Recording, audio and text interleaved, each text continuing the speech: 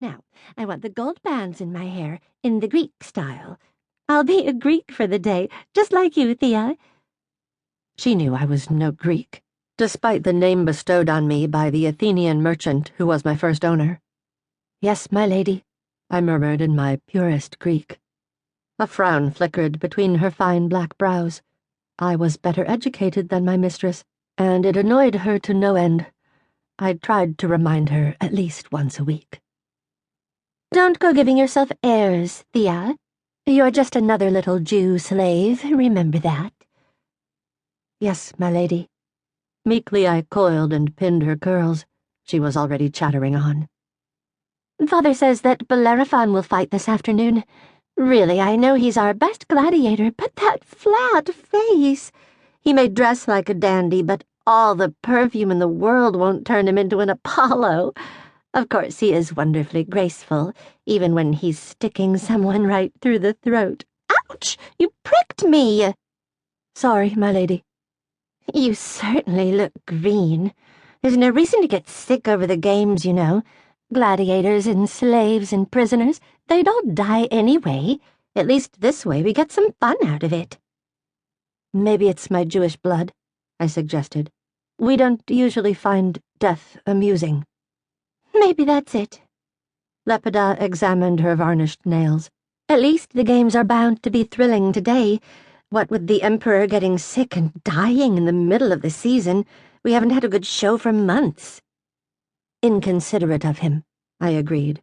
"At least the new Emperor is supposed to love the games. Emperor Domitian, Titus Flavius Domitianus. I wonder what he'll be like. Father went to no end of trouble arranging the best bouts for him.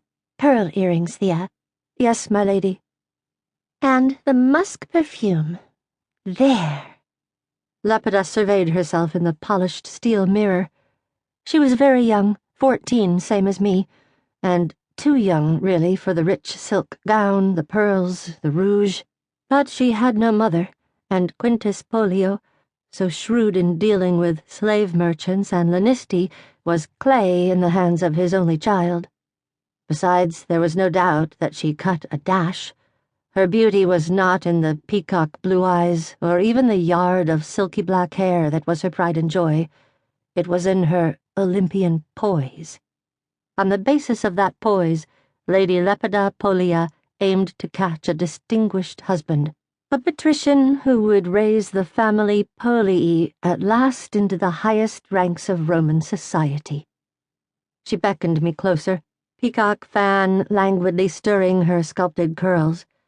In the mirror behind her, I was a dark brown shadow, lanky where she was luscious, sunburned where she was white-skinned, drab where she was brilliant. Very flattering, at least for her. "Most effective," she announced, mirroring my thoughts. "But you really do need a new dress, Thea. You look like a tall, dead tree. Come along, Father's waiting." Father was indeed waiting, but his impatience softened as Lepida dimpled at him and pirouetted girlishly. "Yes, you look very pretty. Be sure to smile at Aemilius Gracchus today. That's a very important family, and he's got an eye for pretty girls." I could have told him that it wasn't pretty girls Aemilius Gracchus had an eye for, but he didn't ask me. Maybe he should have. Slaves heard everything.